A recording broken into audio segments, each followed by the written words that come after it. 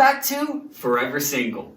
My name's JC, and I'm the facilitator of this video podcast where we go over the awkwardness, trauma, and comedy that is the age of Aquarius' love life. Speaking of her, whoa! Hey guys, we are back for another insane story from my online dating life, and this one is gonna make me look kind of bad, I'm not gonna lie. Ooh, okay. Yeah. We're about to have a complex character arising, everybody. Yes! So, what are we gonna call this episode? We're gonna call this one, Not Yet a Girl, Not Yet a Woman. Ooh, a Britney reference. I was robbing the cradle. Yes, I was. Where did you meet this? What's her name? We're gonna call her the People's Kesha. So where did you meet the People's Kesha? I met her on Tinder. Ooh. So I've been back-to-back episodes of going on Tinder. This is what happens. Ooh, so you match with one another, right? What's initially the conversation about? Like, what's the spark there? She was definitely the type that, like, wasn't trying to really talk too much. She was just like, I like to party. You want to, like, hang out? I'm like, yes. So I was, like, in the throes of my party days. And I was like, okay. Like, it was perfect because I wanted someone that I could, like, go out with and, like, act crazy with. So I was like, oh, yeah. But she failed to mention until like halfway into us talking that she was like 20 years old, so. Oh, okay. And you at this time are how old?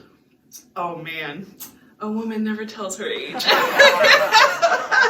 Let's just say though, hypothetically speaking, at this time, you are above the age of 21. Yes, I'm above the age of 21, and I was like, oh no, girl.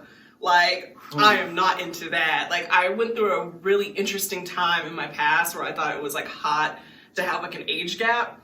But now I'm like, nah, man, like, that ain't me. So immediately I was just like, oh no. So, you start talking to People's Kesha more and more. You decide to hang out a couple of times. Yeah. Right? What were some of the activities you got into?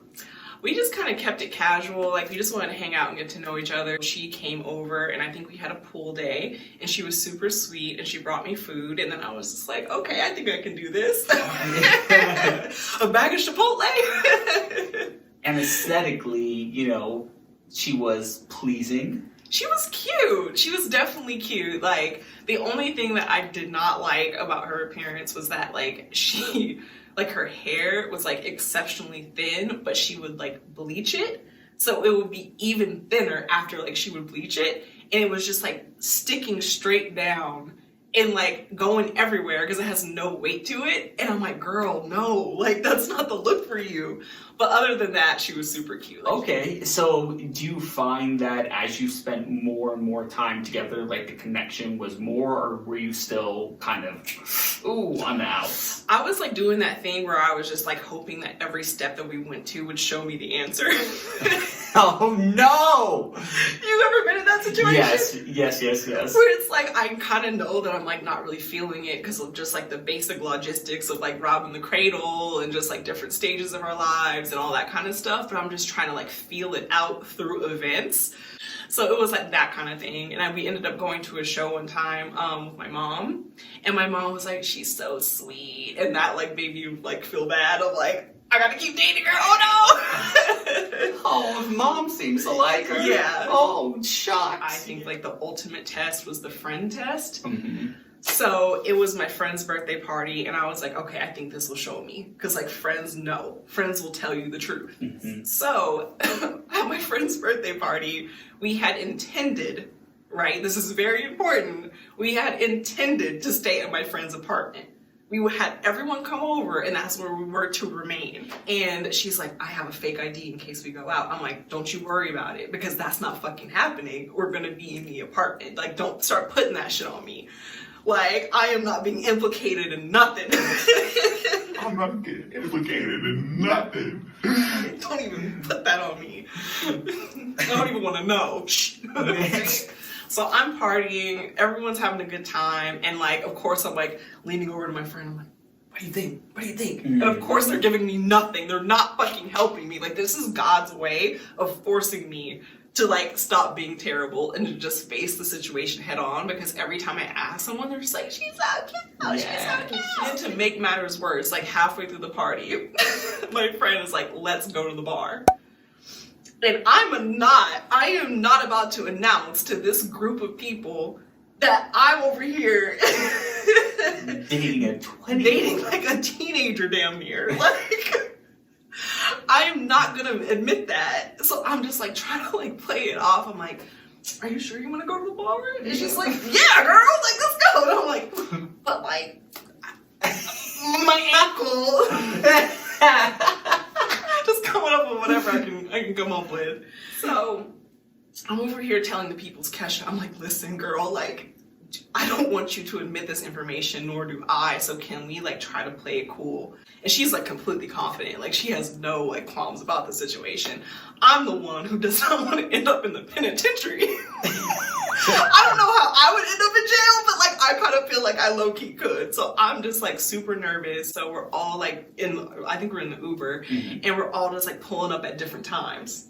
So the people's Kesha somehow ends up in a different Uber, and she gets there first.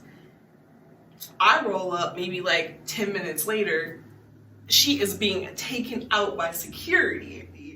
So I like roll up, I'm like, what the fuck? And she's like, yeah, like this guy like let me in, and then like this guy like checked my ID again, because like she looks super young, and she's like, they kicked me out. And like the bouncer who kicked her out was literally screaming on like outside the bar, and he was like, you're not supposed to, like, you could go to jail right now. And all my friends are literally looking at me, and I'm like, oh my fucking god, like I'm ruining my friend's birthday party essentially, because she got kicked out. So we all are like, do we just leave her out here on the fucking sidewalk? Oh. Like we all have to leave. So everyone had to leave from the bar? No, I couldn't let that happen. Like I could not let that happen. Like I was just trying to figure out what to do, and like people's Kesha was like, this was always a possibility. So I'm gonna take one for the team, and I'm gonna head home. Like I don't want to ruin you guys' night. And I was just like, well, I'm not gonna leave you. Like I'm not. So I ended up having to leave the birthday party, which was super sad. But yeah, I left with her and we went home. Yeah, after the whole birthday party situation, like I was just like, I can't. It was like, I'm so sorry about the other night, but like where are we? Like what are we? And I'm just like, oh. So I felt like it was my turn to kind of just like play along, and maybe that would work. So I started going over her house like once every week to watch some American Horror Story, and we were kissing and caressing, and it was hot. Like I'm not gonna lie, it was definitely hot, but like I wasn't into her like that. Like yeah, I know exactly what you're talking about. Like and she was so sweet, and like every time I'd come over, she'd like make me dinner, and like she'd just like wanted to cuddle on the couch, and I'm just kind of like I'm the douchebag at this point. Yeah. Like I'm the bro. I'm just like, okay, man, gotta go. Thanks. Like where and when does it come to this point where you say, all right, enough is enough, I need to cut it? Yeah, she was actually going on a really long trip that following week. So I was like, okay, I think the trip is kind of like a good idea to like slow fade it, because she'll be gone for like a week and a half, and I can kind of text her and be like, hey, like, I've been thinking. So I think that's what I did eventually. I think she was like halfway through her trip, and I was like, hey, I just feel like there's not a vibe here, and I don't think that we should hang out, and maybe we should just try to be friends. So some time goes by, right? And you maybe settle into a friendship, some kind of rapport after, the goodbye. Little goodbye. Yeah, I definitely felt bad, and I know that it's like really empty sometimes when people say I want to be friends, but I genuinely liked her. Like I enjoyed being around her. Like when we were together, we had a lot of fun, but it was just like the age gap. It was just like more of a platonic thing, but I wanted to make sure that I like upheld my end of the bargain by actually trying to be friends. So I just wanted to feel it out. So I invited her on a kayaking trip with a few of my friends, and I thought that was a really good way for us to hang out again, being in a group setting where like there's no pressure and like we're not alone. So she actually said yes, and I remember the trip was actually really, really fun. Yeah. And I think it went well. Do you feel, though, that it was bringing up an opportunity to lead her on, though? Well, no, I genuinely don't. Like, I genuinely don't. Like, Mhm. I know, like, the way that you're looking at me, that it seems that I would know that. But, like, I was just, like, really, really hoping that the time between when I cut things off and, like, this situation, that she would have probably got over it. Okay. Like, I was not feeling any weird vibes, or I don't think I would have done that. So you have this really, really good time, right, Mhm. on this trip. You come back from it. What kind of progresses from there?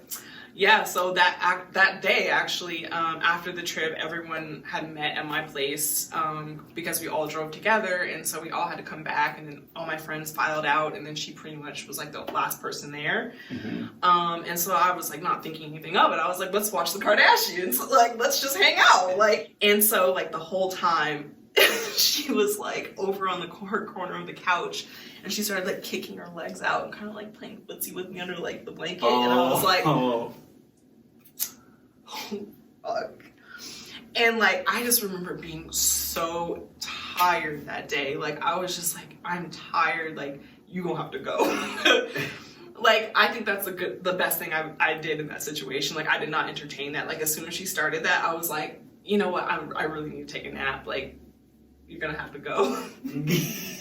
While I was seeing her out, I decided to walk her down to her car, and I could literally feel, like I walked out first. I don't even know why I would do that, but she was behind me. And I'm like, either she's gonna push me down the stairs or she's preparing for her speech. And I could just feel like the tension in the air, and I'm like, oh shit, like this is not over yet. We got to the bottom of the steps, and she was just like, so I've been thinking. And I'm like, no! And she's like, I've been thinking about us, and I just don't understand, like, why didn't you want it to, like, us to go further? And I was like, damn, like, this is the worst thing. This is my forever single advice. When someone breaks up with you, run off. You do not need an excuse. You do not need to know, because you will ruminate on that information for the rest of your life. Like, I do not want to have to tell this girl all these reasons of why I cut things off. Like, I'm feeling so bad. Yeah. So, you're getting the doe eyes. Yes, my heart is breaking. Like, I am gonna go help orphan children after this to repair my karma, because I am just feeling so terrible. And like, she keeps asking me like, why did we like not work out? And I'm like, girl, like if I have to tell you like the true reason, like it's gonna make you feel so much worse. So I'm just like dancing around it, and I like honestly like backed her to her car as I'm telling her like different things. I'm just like, you know, I'm just like way too old. Like I'm way too old for you. Like I'm kind of ready to move on into like a really serious stage in my life. Like I just don't feel the vibe. And she's like, and as soon as we get to her car, I remember she had a like Red Bull in the car. I was like, I grabbed it for her, and I was like, here you go, like into the car now, goodbye. Like I just feel like she was not taking the hint. Like she just kept trying to like look for answers, and I was like, girl, just we just gotta cut it. We just gotta cut it. Wow. Yeah, it was bad. So was that your last time talking with her? No, actually, like after the fact, like maybe like 2 months after the fact, she kind of was just like, yeah, like I get it now, like I kind of see like what you meant and all that kind of stuff. And she was just like, we should just be friends, like I totally get it. And I think that an event came up, something that she had wanted to do later in the year. It was like around that time. I was like, oh, do you still want to go do that thing? It's like a friend thing that like a group could go to. And she was just like, I'll let you know. Oh? And I was just like, oh, okay. Oh? Like, yeah. So I kind of got ghosted in the end. And then I remember going on Instagram, and she like unfollowed me. And then she had like another girl in her profile pic. Oh. So Asian Aquarius got what was coming to her. Dang. Yeah. So, okay, there were some nuance and the complexities of this story and your character arc overall, right? What would you say was your learning lesson from this whole experience? It is very true that like the older you get, the age gap matters less. But if this person is about to finish college, that is a red flag. Don't do it. Well, I guess that's that. My name's JC. And I'm AJ the Aquarius, baby. And we'll be back with another story from my crazy online dating life. See you later. Bye.